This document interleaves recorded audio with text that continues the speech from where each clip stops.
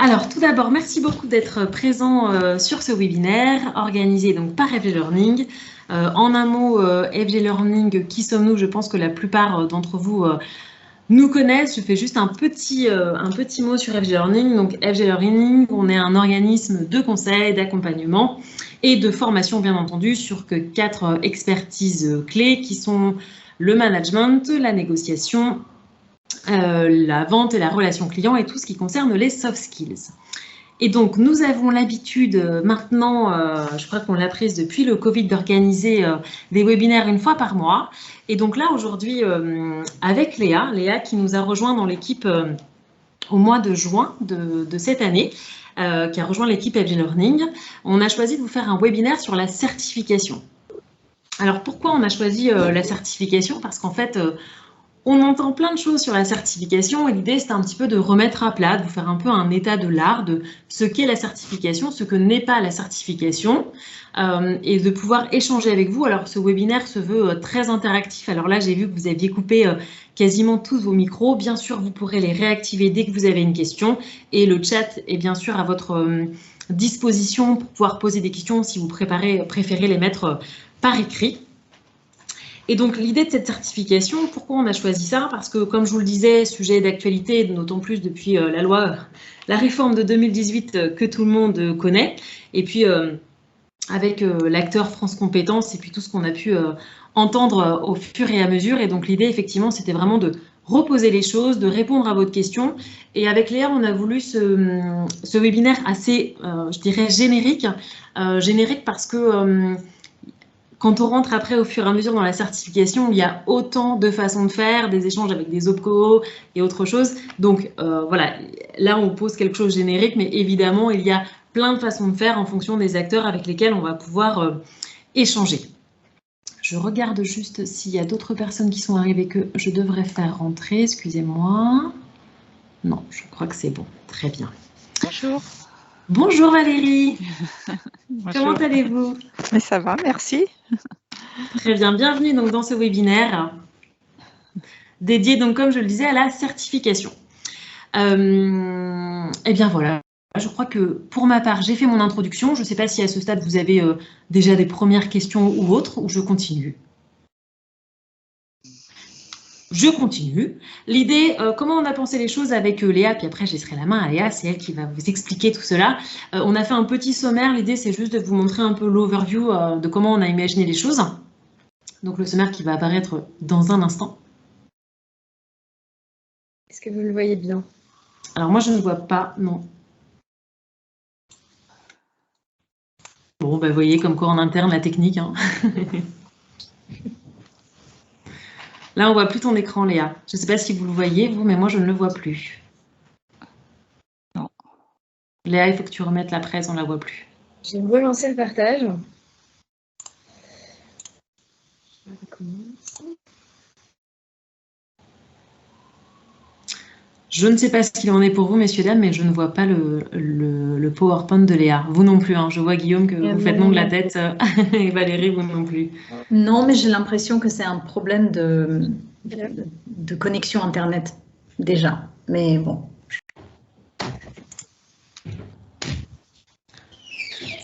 Léa, là, on voit juste ton écran, on ne voit pas la présentation.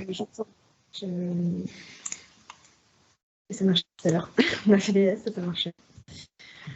Eh bien, écoutez, je vais meubler en attendant, puisque je connais mon sommaire. Donc, l'idée du sommaire, c'était effectivement de pouvoir se dire ce que c'est la certification et ce que ça n'est pas. Donc, bien revenir sur cette première définition qui est quand même importante parce qu'on entend le mot certification partout, mais en fait, tout n'est pas certification. De pouvoir aussi revenir sur les bénéfices de la certification, parce qu'il y en a plusieurs et c'est ça aussi qui va nous intéresser. De revenir sur les différentes catégories de certification. Et notamment avec un focus RNCP et RS, et on rentrera dans le détail. Un focus bien sûr sur les différents acteurs et un autre sur le financement qui va forcément tous nous intéresser puisque on a tous envie effectivement de se faire forcément financer par notre OPCO les parcours certifiants. On verra aussi les différentes possibilités de certifier un parcours de formation et puis on finira par un cas pratique puisqu'en ce moment on a déjà On a un cas pratique avec Léa sur lequel elle est en train de travailler. Et puis, je l'espère, vous aurez plein de cas pratiques à nous partager de par votre expérience. Et l'idée, c'est que ça soit aussi, comme je disais, très interactif. Ça vous va sur ce sommaire? Oui. Parfait. Bon, j'ai perdu Léa, je la vois plus, mais elle va revenir. Ce sont les joies du direct. Voilà, Léa est revenue, tout va bien. Alors Léa, est-ce que tu arrives à nous partager la présentation? Je laisse le temps à Elodie de la partager à ma place puisque ça ne fonctionne pas sur mon ordinateur. Ah bah ça va, on a toujours de la technique pour nous aider avec nous, tout va bien.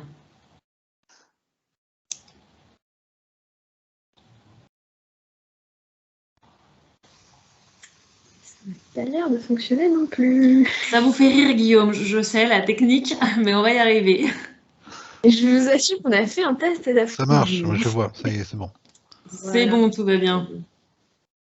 Voilà, donc on a passé le sommaire et l'idée effectivement c'était de rentrer sur qu'est-ce qu'une certification. Léa, je te laisse la main pour nous expliquer ce qu'est qu'une certification. Alors tout d'abord, je voudrais commencer par un petit quiz. Donc je vais vous laisser répondre avec les icônes que vous trouvez dans le titre. Pensez-vous qu'une certification et ce dont on va parler ce soir, ce soit Calliope, le bac, un titre RNCP? Dites-nous ce que vous en pensez et puis on va voir un petit peu ce qu'il en est. Je vous laisse réagir. Il faut aller à côté des 3 points. Voilà, je vois qu'il y a certains déjà qui réagissent. On a un titre RNCP. Titre RNCP, je ne sais pas comment réagir du coup sur le... Ouais, c'est très bien Valérie, par l'oral, ça nous va, c'est très bien. N'hésitez pas aussi si vous voulez activer vos micros. Fonctionne par le chat aussi. Donc voilà, on a beaucoup de réponses. Titre RNCP. Alors je vous avoue qu'on pensait qu'il y en aurait plusieurs qui répondraient Calliope. Mais on a Calliope... Stéphanie qui a répondu Calliope, je le vois dans le chat. Oui. Ce soir, on va attendre un petit peu, donc titre RNCP. On a beaucoup plus de RNCP, effectivement. Très bien. Déjà, je voulais commencer ce webinaire par repasser quelque chose. On va beaucoup parlé de Calliope aujourd'hui.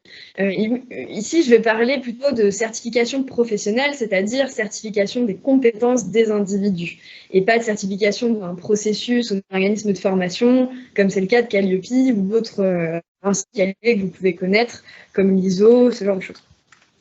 Donc nous, on va s'intéresser d'une certification professionnelle qui figure dans le Code du travail, à l'article 61.13, qui a été créé par la loi, comme disait Emeline tout à l'heure, du 5 septembre 2018, que vous connaissez bien.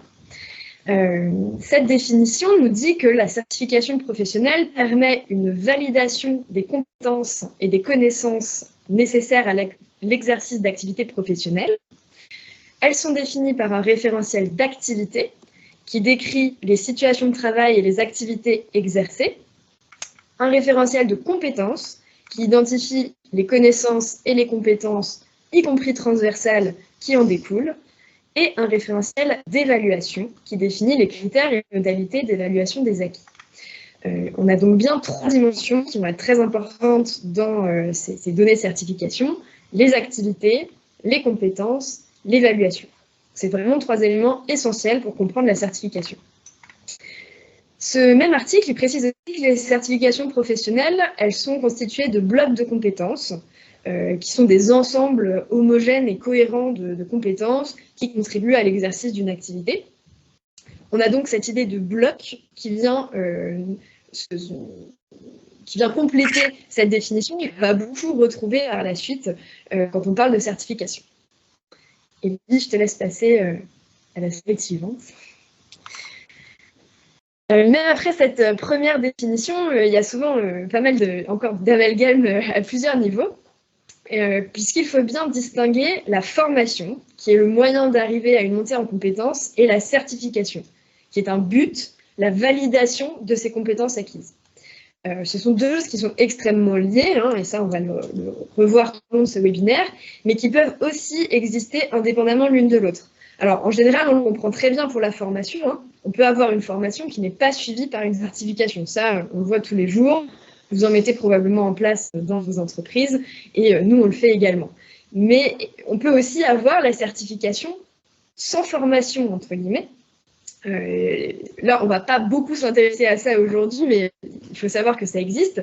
C'est le cas, par exemple, de la VAE. Bon, la VAE, la validation des acquis de l'expérience, on est dans le cadre d'une certification que l'on passe sans forcément de formation préalable. Dans le cadre de la formation en entreprise, ce qui va quand même nous intéresser, c'est surtout les dispositifs dans lesquels on va lier les deux, formation et certification. Pour bien comprendre cette différence-là, et être sûr de quoi on parle, pour moi, le plus simple, c'est de prendre un exemple qui est un peu plus parlant et qu'on connaît un peu mieux, qui serait celui du baccalauréat. La formation, on peut la comparer à l'année de terminale, à tous les cours qu'un élève va suivre pendant toute cette année de terminale. Il suit un programme dans chaque matière, etc. Donc là, on est dans le cadre de la formation initiale. Bien entendu, dans la formation continue, ça va être toutes les actions de formation, internes ou externes, qu'un individu va suivre tout au long d'un parcours, qui peut être soit dispensé par un organisme de formation, soit par des formateurs internes, par des collègues, etc. Dans le cadre du bac, on va ensuite passer un examen qui va prendre la forme des différentes épreuves écrites et orales. Donc, si vous avez une certification, et c'est la même chose pour la certification professionnelle, il y a forcément un moment de validation des compétences qui va ressembler à une certaine forme d'examen. Et puis finalement, si vous avez 10 sur 20 de moyenne à toutes vos épreuves du bac, vous obtenez votre certification, qui est le baccalauréat. C'est votre diplôme qui atteste d'un certain niveau de compétences acquises. C'est exactement pareil pour une certification. On obtient un certificat ou un titre, ça a plusieurs appellations et je reviendrai dessus un petit peu plus tard, qui valide les compétences acquises. Est-ce que c'est clair jusque-là? Je vois des hochements de tête, ça m'a l'air. Oui.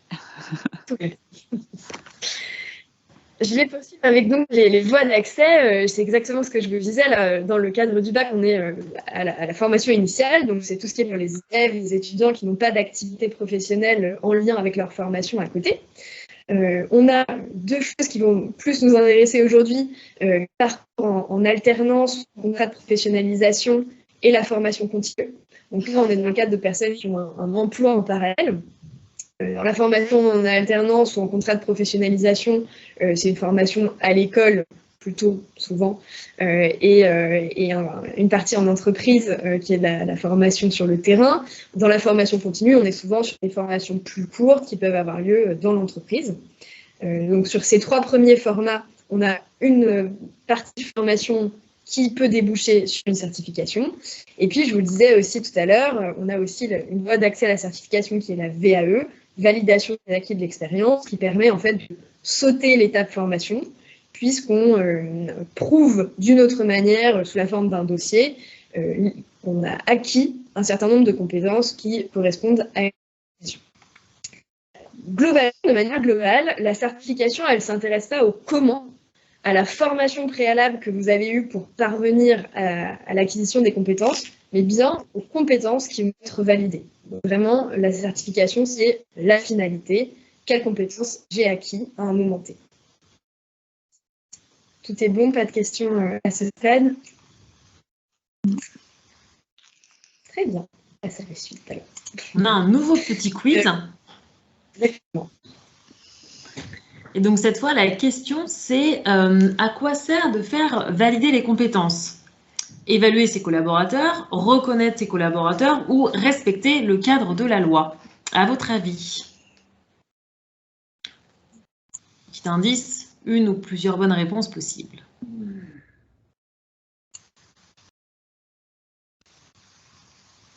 Très bien, je vois que les pouces fonctionnent.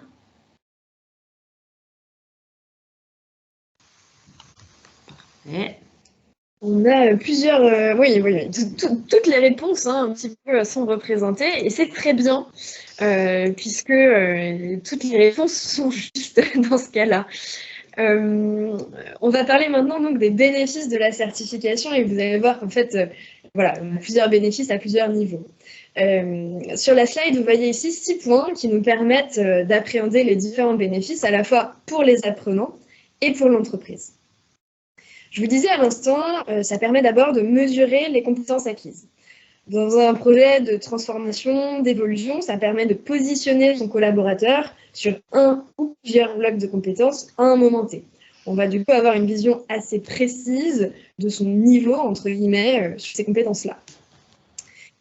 Léa, je me permets, je pense qu'il y a quelqu'un qui veut poser une question. Bon, alors à demain par téléphone. Demain, bonne soirée. Oui, bonne soirée aussi. Ça m'énerve parce qu'ils m'ont... Oh bah là, de toute façon, c'est... A priori, on entend un micro, mais... Quelqu'un avait une question, nous sommes à votre écoute, évidemment. C'est bien ça. Ouais. Faut que je récupère un panel en faux. Je pense qu'il y a un micro qui est activé et on entend une conversation. Avec toutes les boules de Noël. Il a de la place et il a des... Je crois qu'il s'agit de votre micro, Christelle. Et il faut que j'aille... Christelle, si vous nous entendez, est-ce que vous pouvez couper votre micro? Merci beaucoup, Christelle. Je l'ai coupé. Ah bah parfait. Voilà, sans demander, c'est ça. Donc, excusez-moi, je continue. Donc, je vous disais, ça permet de mesurer les compétences acquises. Ça permet également, et plusieurs d'entre vous l'ont remarqué lors de notre mini-quiz, de valoriser le collaborateur, à la fois au niveau personnel et au niveau professionnel, puisqu'on va valider des compétences, on lui donne un nouveau passeport qu'il va pouvoir faire valoir en interne, mais aussi en externe. Ça rejoint également le point suivant, qui est l'employabilité, puisque sur le long terme, le fait d'avoir validé de nouvelles compétences favorise forcément l'employabilité. Et ce qui rejoint aussi la partie attrait et fidélisation, vous renforcez l'employabilité de vos collaborateurs en leur proposant des parcours qui vont être certifiants. Enfin, on a deux aspects plus pragmatiques. Un premier aspect légal, puisque cette certification et le parcours de formation qui va y être associé vous permet de répondre à vos obligations légales, les formations tous les 2 ans, tous les 6 ans, etc. Donc ça rentre bien dans ce cadre-là. Et l'un des points qui nous intéresse beaucoup également, et je reviendrai dessus tout à l'heure, c'est l'ouverture de certains financements. Voilà, je garde ça pour un petit peu plus tard. C'est clair pour vous sur cet aspect bénéfice, sur ces points-là?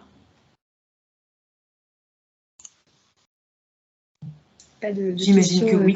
Oui, c'est bon, c'est clair, merci. Parfait, oui, très bien. Oui. Bonsoir. C'est juste une question. Pourquoi on a dit les bénéfices optimisation du budget? Justement, on reviendra sur cet aspect financement un petit peu plus tard. Ok. Voilà. Le fait en tout cas, le fait de proposer une certification et des parcours certifiants nous permet d'avoir accès à un certain nombre de financements que je détaillerai dans un deuxième temps. Ok, merci. Je vous en prie. On va passer donc, avant de rentrer vraiment dans ce détail et de ces aspects très pratiques, on va revenir un tout petit peu plus en détail sur les différentes catégories de certification qui existent, pour que vous puissiez ensuite bien comprendre l'articulation avec les dispositifs de formation et le financement. Donc, je parlais tout à l'heure de France Compétences. France Compétences, c'est un organe qui a été créé par la réforme de 2018, mais qui est en place depuis 2019 et qui gère 2 répertoires. Le répertoire national des certifications professionnelles, RNCP, et le répertoire spécifique. Le RNCP va regrouper les certifications professionnelles qui attestent de connaissances et compétences nécessaires à l'exercice d'un métier, comme vous le voyez ici. Et le répertoire spécifique, lui, il regroupe des certifications qui correspondent à des compétences complémentaires. Il peut exister aussi des certifications qui ne sont pas inscrites auprès de France Compétences. Ça veut dire qu'elles ne sont pas reconnues par l'État et qu'elles ne vont pas pouvoir bénéficier des dispositifs dont je vais vous parler plus loin. Ça peut être le cas, par exemple, de certificats qui vont être délivrés par des organismes de formation ou des écoles supérieures, certaines écoles très privées, dont les certifications ne sont pas répertoriées par France Compétences. Ça ne préjuge pas forcément de leur qualité, mais en tout cas, France Compétences, c'est le répertoire officiel. Et l'inscription sur ces répertoires nécessite tout un processus qui atteste forcément à un certain niveau, en tout cas que les compétences sont là. J'imagine que tout le monde connaissait RNCP, RS. Voilà. Et je vais passer en tout cas à une définition un petit peu plus précise de ces catégories. On va commencer par le RNCP. On a 3 types de certifications qui peuvent être inscrites au RNCP, qui sont les diplômes, les titres et le certificat. Globalement, c'est toutes des certifications, mais qui ont des appellations différentes. Les diplômes, ce sont des certifications qui sont délivrées par l'État uniquement. C'est que dans ce cadre-là qu'on a le droit de les appeler diplômes, même si c'est un mot qui est rentré dans le langage commun et qu'on utilise parfois à tort et à travers. Quand on parle de diplôme, on est vraiment sur quelque chose qui est délivré par l'État. Un master, un doctorat, une licence, ce sont des diplômes. Le baccalauréat dont je parlais tout à l'heure également. On a ensuite les titres. Les titres qui sont délivrés, eux, par d'autres organismes, des organismes de formation, des grandes écoles, ça peut être des chambres consulaires, enfin, on a tout un tas d'organismes qui peuvent délivrer des titres. Et les certificats, qu'on appelle aussi souvent CQP, qui sont délivrés par les branches professionnelles. Chacune de ces certifications, elle dispose d'un niveau qui va de 1 à 8. Vous les retrouvez sur la slide ici, le niveau 8 correspondant à un niveau doctorat. Et toutes ces certifications, elles ont en commun qu'elles sont découpées en blocs de compétences, ce que je vous disais tout à l'heure, qui correspondent à des ensembles cohérents. Par exemple, une certification de directeur commercial, on va avoir un bloc de prospection commerciale, un bloc de management d'équipe, un bloc de gestion de portefeuille.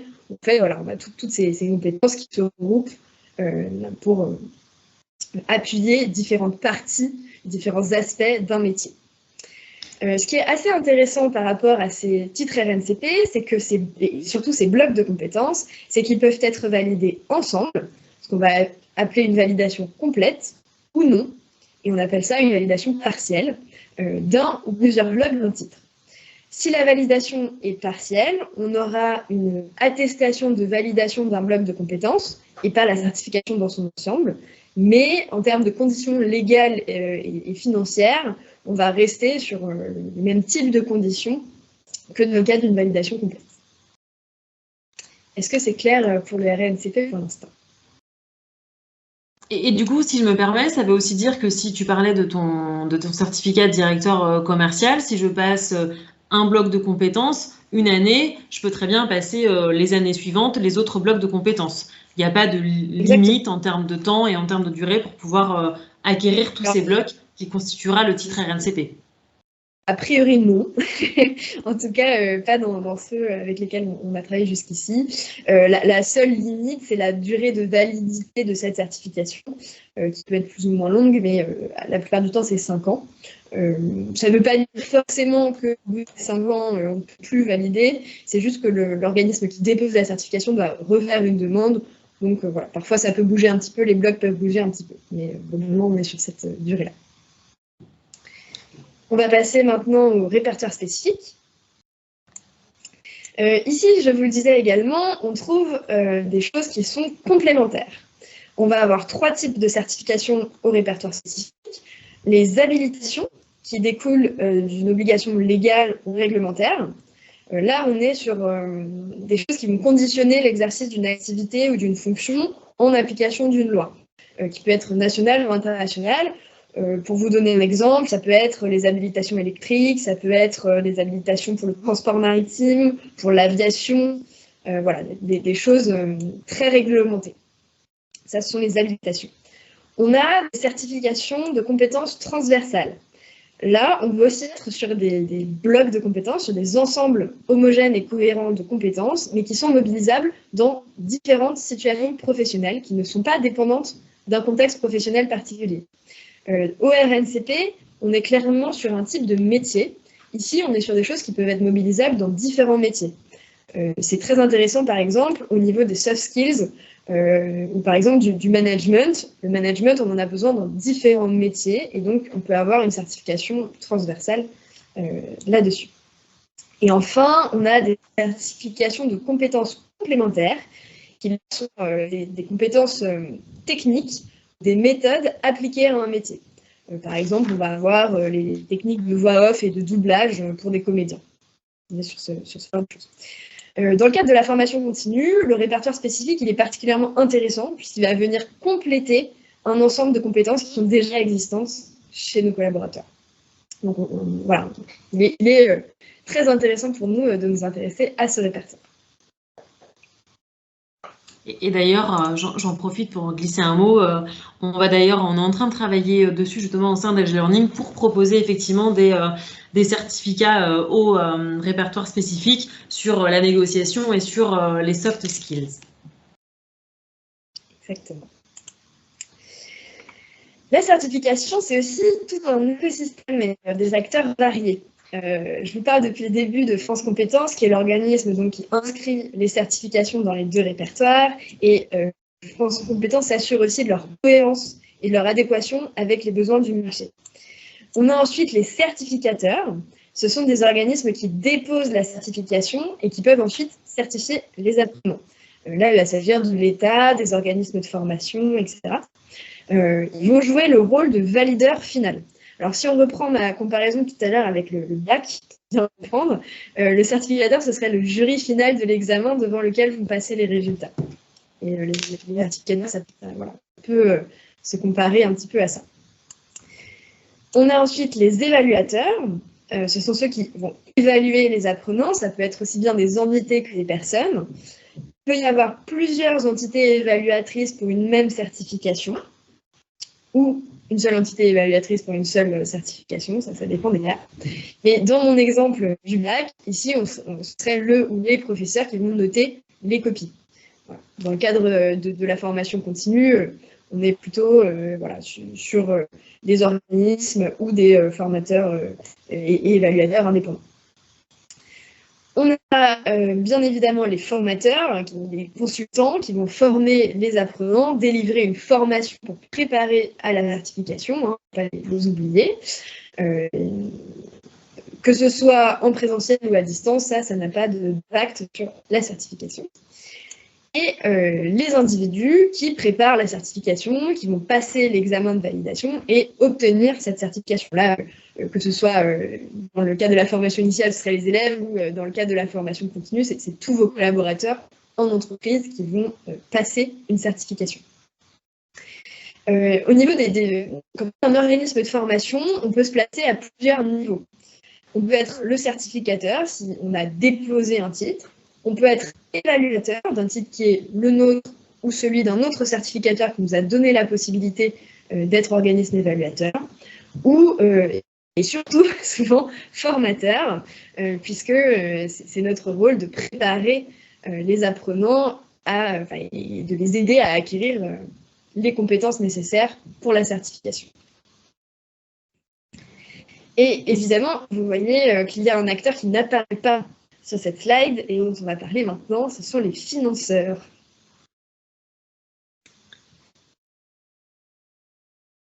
Je vous disais tout à l'heure qu'on allait s'intéresser à la partie financement. C'est un sujet qui attire beaucoup l'attention et qui souvent fait écho à un certain nombre de problématiques que vous pouvez rencontrer. Et notamment parce qu'on trouve beaucoup d'articles, d'informations qui indiquent que le sujet de la certification est lié à celui du financement.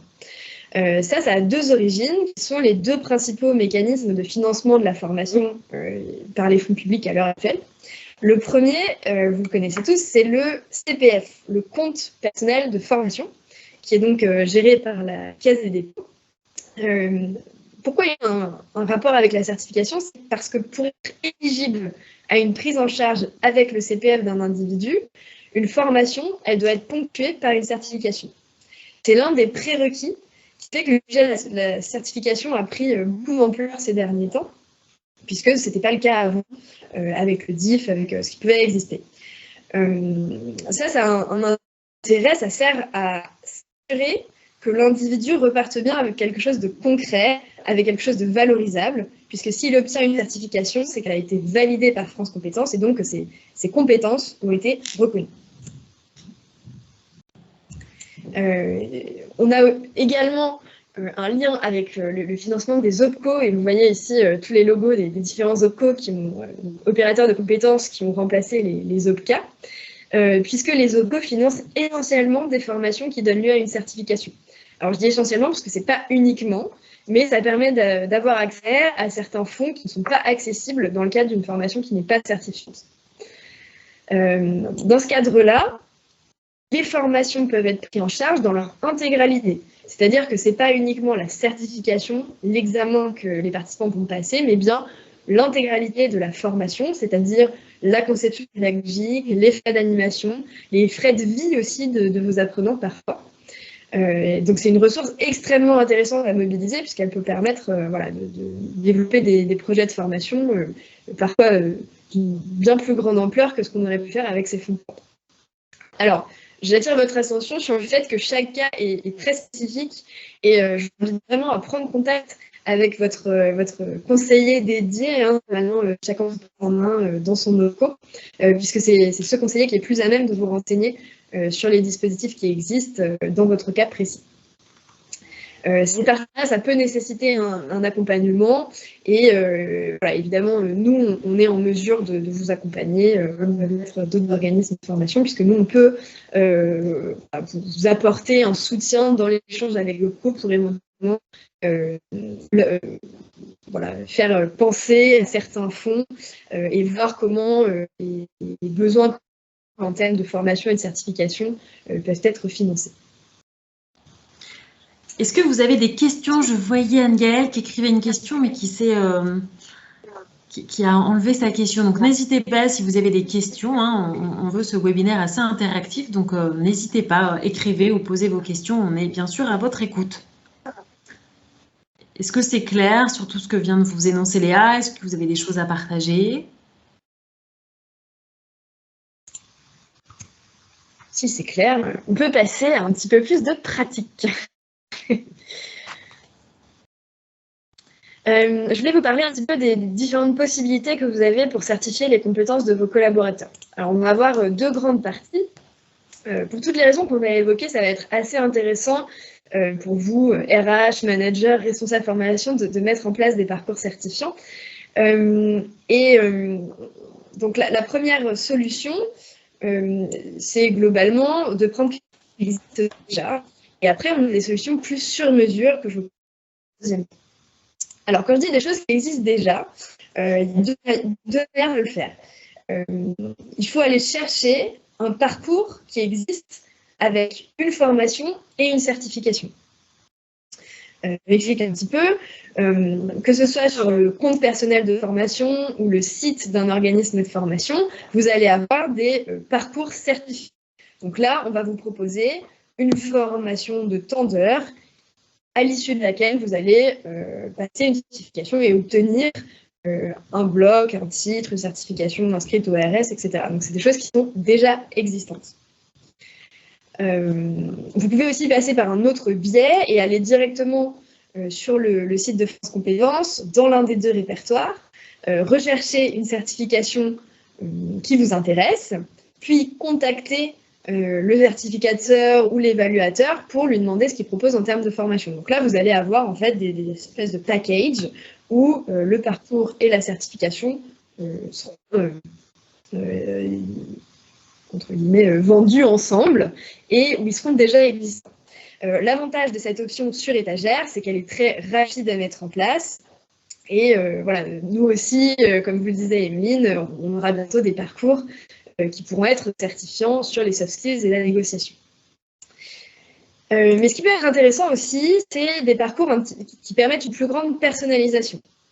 On peut partir d'un besoin existant pour créer un parcours qui sera associé à une certification, mais qui va répondre précisément à vos besoins de monter en compétences dans vos équipes. Donc c'est vraiment la logique d'un intra ou du sur-mesure.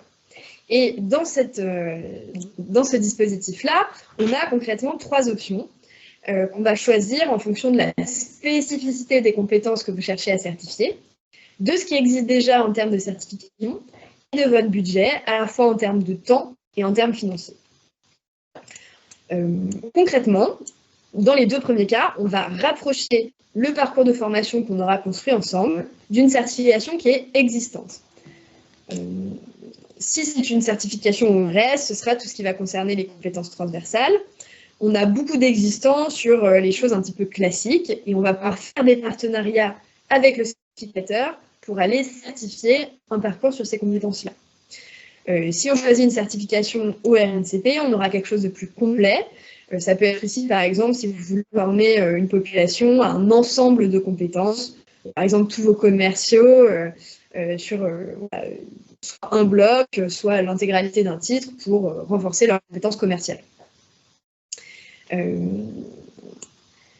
Ces deux solutions, c'est ce que moi j'appelle du semi-sur-mesure, puisqu'on va tester de compétences qui sont quand même prédéfinies.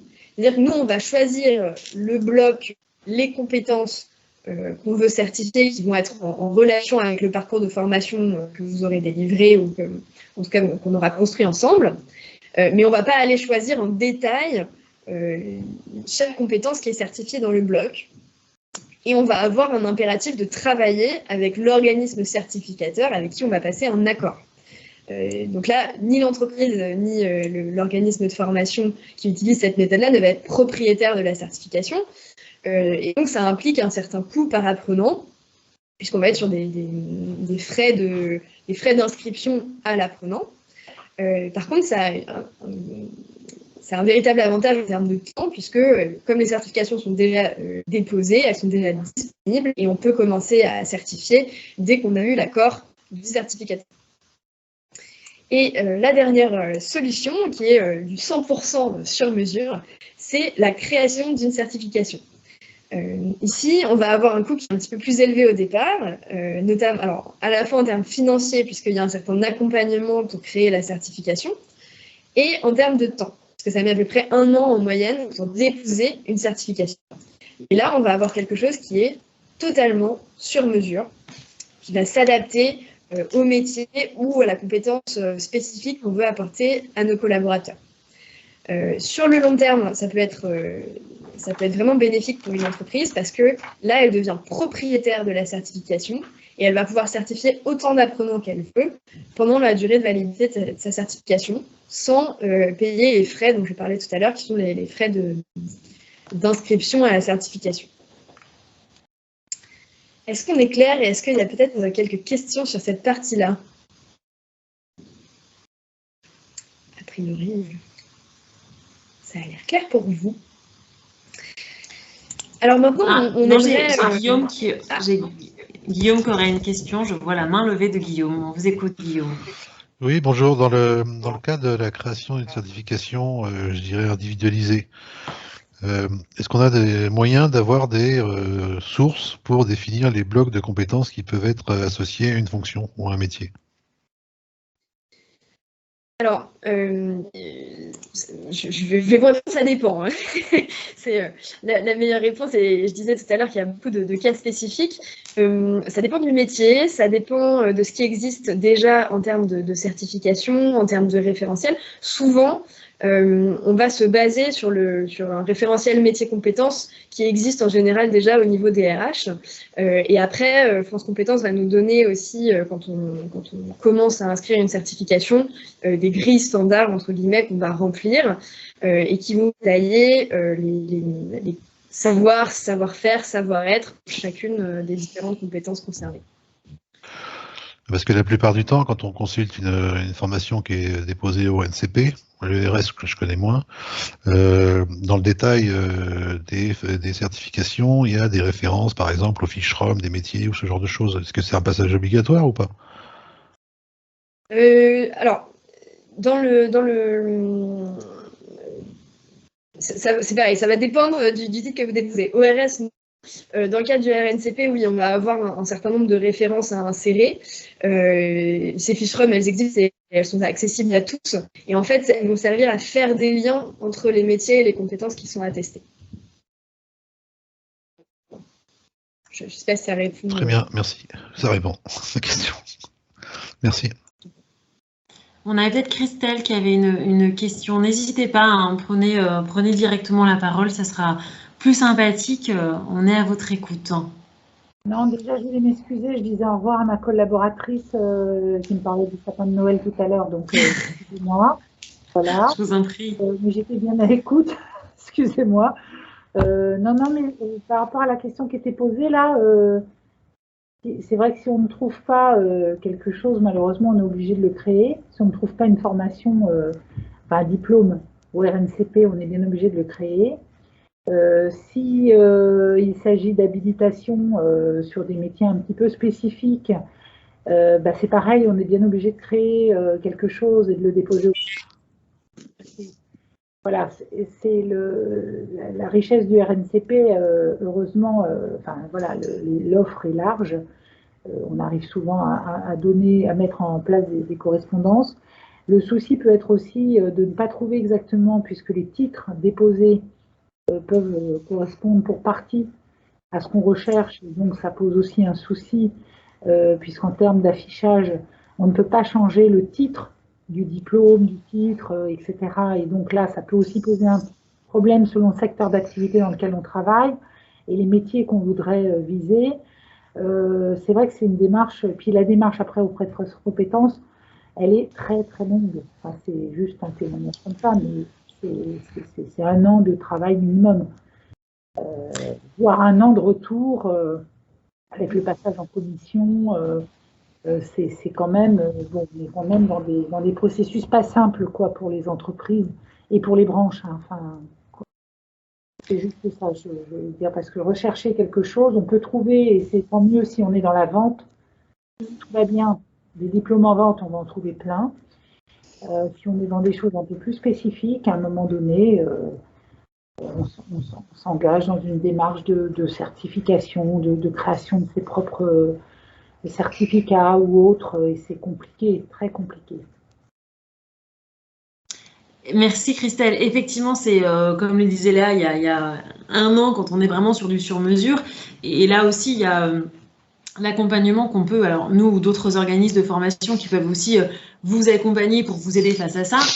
Et je rebondirais, puisqu'on a eu le cas, Christelle, donc ça fait forcément écho, sur effectivement le titre. Le titre RNCP, on ne peut pas le changer. Et quelquefois, on se rapproche d'un titre et on se dit, bah, c'est très bien, sauf qu'effectivement, c'est vraiment ce titre-là qui apparaît. Et c'est pas forcément celui qu'on aurait voulu faire apparaître sur pour nos apprenants. Après, on avait chanté, entre guillemets, puisqu'on avait rajouté, nous, des compléments dans la formation pour pouvoir aussi alimenter et mettre certains éléments qui n'étaient pas forcément présents, où là, du coup, on peut alimenter avec notre consultant et avec les apports qu'on fait à mettre dans ce titre. Mais après, je vous l'accorde, le titre ne change pas et la certification porte vraiment sur les titres qui ont été mis en place et pas sur tous les apports qu'on a pu faire. Oui, puis en conséquence, vous êtes obligé de construire un parcours de formation associé, complémentaire, qui n'entre pas dans le cadre de la certification pour pouvoir couvrir l'intégralité des blocs de compétences et surtout des compétences tout court, afférentes à vos métiers, etc. Ça pose un vrai souci parce qu'il y a certains blocs qui n'intéressent pas non plus. Il y a certains blocs de compétences qui peuvent ne pas intéresser une branche, une entreprise, enfin bref, quelqu'un qui s'engage dans ce genre de démarche. Et finalement, on est contraint de prendre le diplôme ou le titre en l'état, c'est un package. Oui. Il est marqué d'une façon et au-delà de ça, même si ça ne correspond pas tout à fait, c'est un peu jongler pour les organismes de formation, c'est aussi jongler sur et adapter quelque part, non pas le contenu du titre qu'on ne peut pas toucher, mais tout ce qui est autour, hein, les périphériques, et reconstruire, reconcevoir de la formation pour essayer d'avoir quelque chose de plus global. En fait, je trouve ça encore des démarches très très lourdes, en fait, encore aujourd'hui. C'est toute une ingénierie de parcours de certification qui effectivement nécessite du temps et de l'investissement, ça c'est sûr. Je crois qu'il y a encore une question de Guillaume, toujours la main. Oui, en fait, alors je sais pas comment on baisse la main, c'est pour ça. Faut juste appuyer dessus, Guillaume. Ok. Voilà. mais je rebondis sur la personne qui vient de s'exprimer. Elle a dit à un moment que l'offre était quand même assez importante. C'est vrai et en même temps c'est faux, mais elle a dit à un moment c'est vrai dans certains secteurs, c'est moins vrai dans d'autres secteurs. Moi personnellement, quand j'essayais de trouver des certifications qui sont accessibles en VAE pour les collaborateurs de mon entreprise, c'est tout de suite très difficile de trouver. Et je trouve ça dommage que la validation des acquis d'expérience soit pas plus mise en avant et soit pas plus facilement mise en place et qu'on soit obligé de se limiter finalement aux diplômes qui sont inscrits au NCP, au RS et pas pouvoir viser d'autres diplômes ou d'autres certifications par le voie de la VAE. La VAE, c'est un dispositif qui est déjà contraignant en lui-même, donc pourquoi rajouter de la contrainte sur le diplôme à laquelle elle donne accès? Voilà. Ouais, c'est sûr, après la voie, c'est de créer son propre certificat. Ce qui pose d'autres problèmes, hein, parce qu'après, bon voilà, quand vous engagez dans le dépôt, vous mettez 1 an ou 2 à pouvoir déposer, et qu'ensuite 5 ans après, vous devez recommencer avec 1 an minimum d'anticipation, pour pas dire 2, parce qu'il y a tout à répondre, parce qu'entre-temps, une loi est passée par là, il y a tout réformé, c'est très compliqué pour les entreprises en effet. Après, s'engager, c'est possible de créer des certificats peut-être et de les faire porter via la VAE.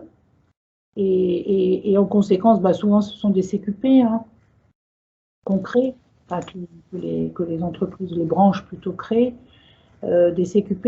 Et puis finalement, si vous ne trouvez pas chaussure à votre pied sur le RNCP, ce qui est compréhensible, parfois en effet, puisqu'on est...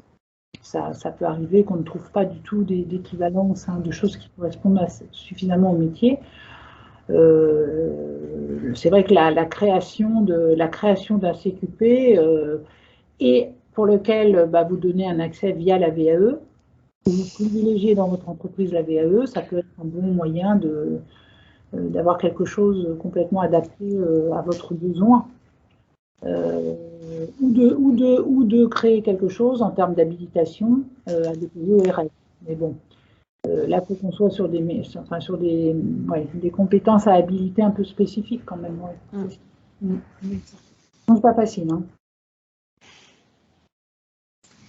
Alors nous, on avait aussi une question plus en termes de parcours certifiants. Est-ce que certains d'entre vous ont eu l'occasion déjà de mettre en place des parcours certifiants plus ou moins sur mesure avec certains organismes? Est-ce que c'est quelque chose sur lequel vous avez de l'expérience?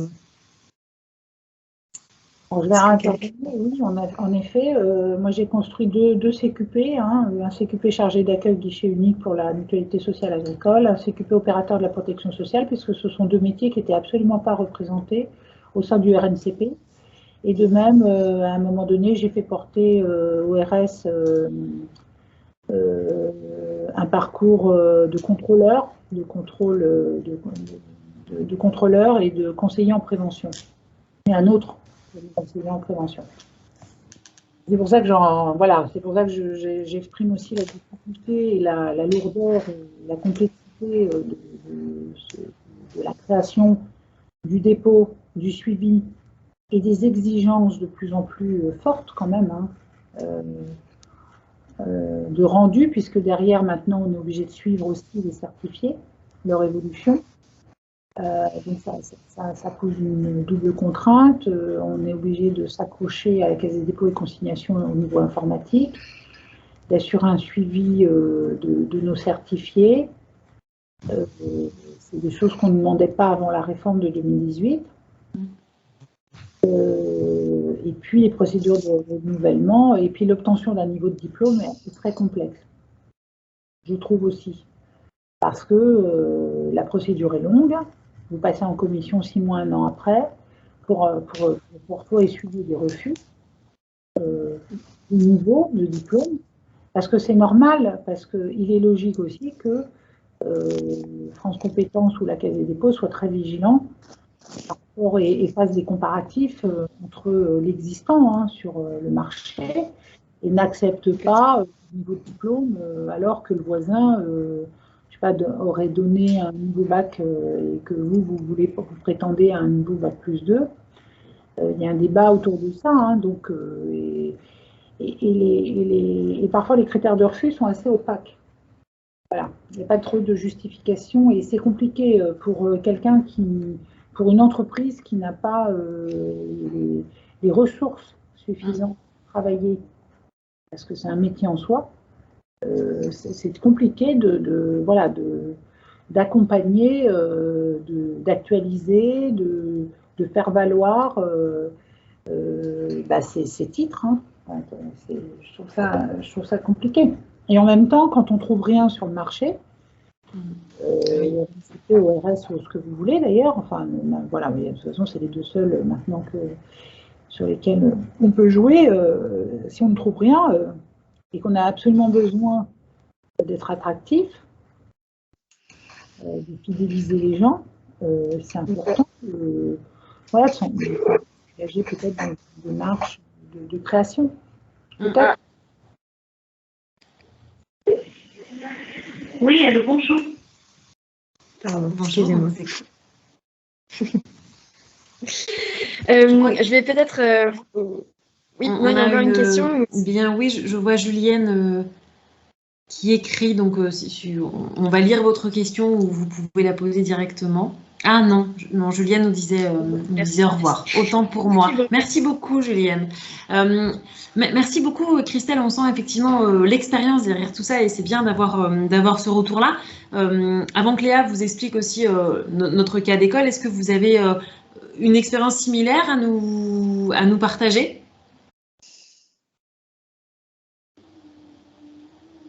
Bon, a priori, non. Léa, tu peux citer notre exemple en quelques mots. Voilà. En quelques mots, puisqu'il nous reste 5 minutes. Donc, je voulais vous présenter un cas client, qui est un cas assez actuel, puisqu'il s'agit d'un client qui nous a demandé assez récemment de l'accompagner pour proposer 3 parcours pour 3 populations différentes.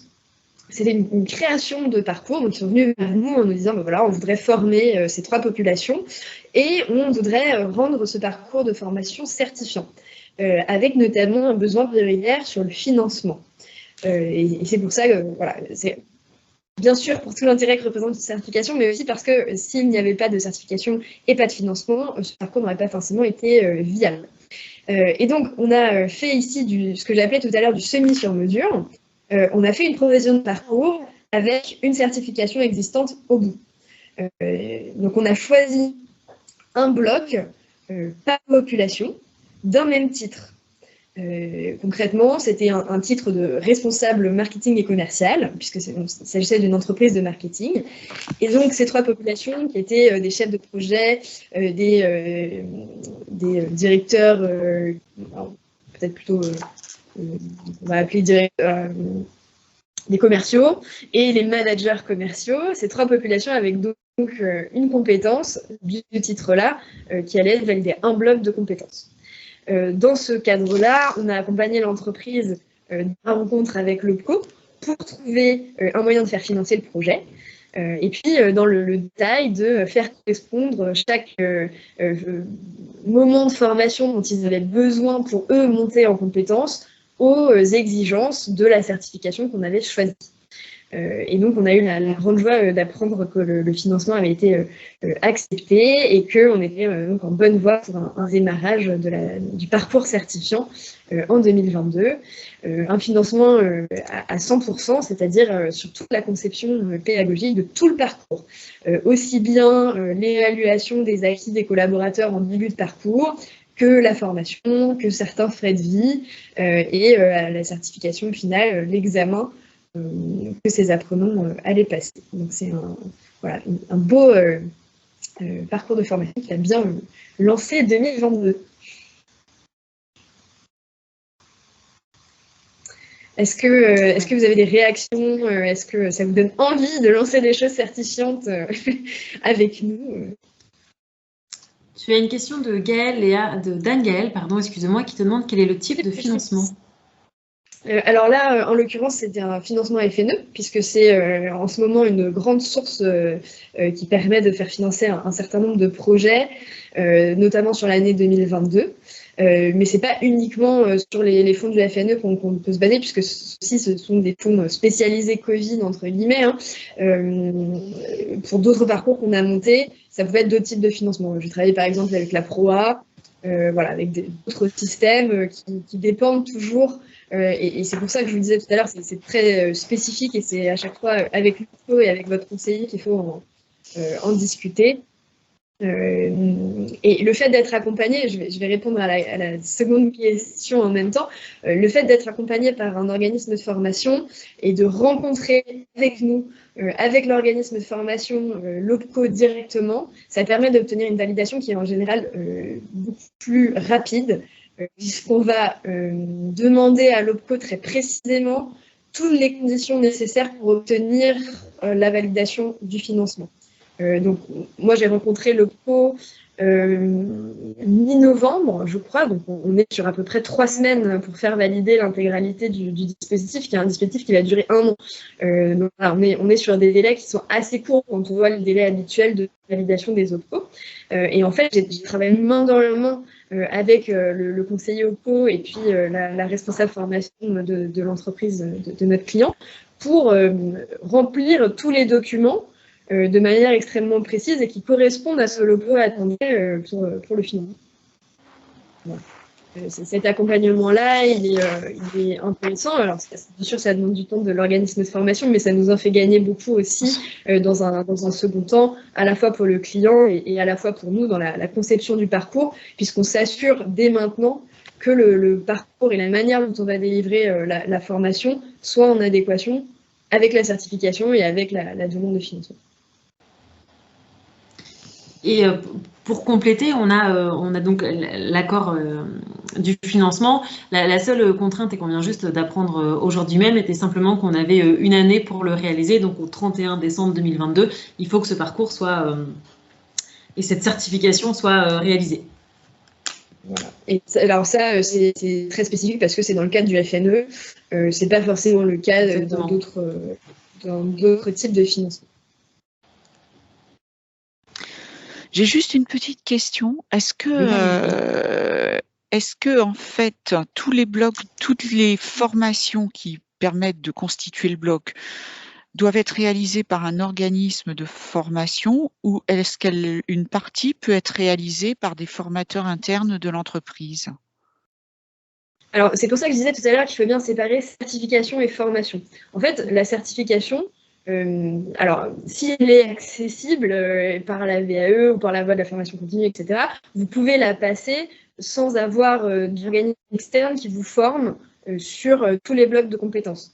Et c'est notamment l'intérêt du positionnement amont. On va positionner, et ça c'est toujours demandé dans les parcours de formation certifiant, on va positionner le collaborateur au départ de son parcours, au début de son parcours, sur les différents blocs de compétences. S'il y en a un sur lequel il est déjà positionné et qu'il a déjà acquis, on n'est pas obligé de le former avant qu'il passe la certification sur ce bloc de compétences-là.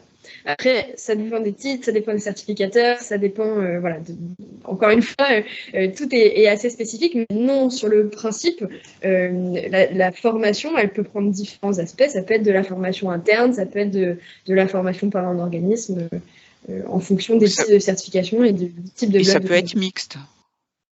Et ça peut être mixte. Et souvent, l'intérêt, c'est que ce soit mixte. Et là, dans le parcours, par exemple, qu'on a mis en place, il y a à la fois de la formation en salle, que nous, on va réaliser, qu'un consultant va venir faire chez notre client, mais il y a aussi de la formation sur le terrain, puisqu'il va être suivi pendant toute l'année, en fait, par son manager, sous différentes formes.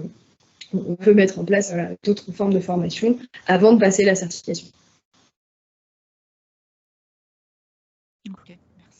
On peut dire que le point de départ, peut-être, c'est vraiment le fait de posséder un référentiel métier, un référentiel de compétences.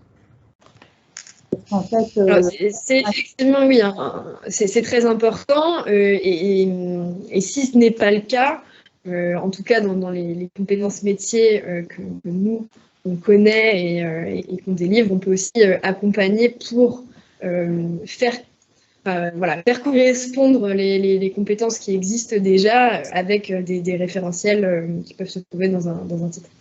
Mais c'est sûr que le référentiel de compétences, soit métier ou non, ça peut être des compétences transversales aussi, il est vraiment important et cette idée de compétence, c'est vraiment ça qui est au cœur de la certification.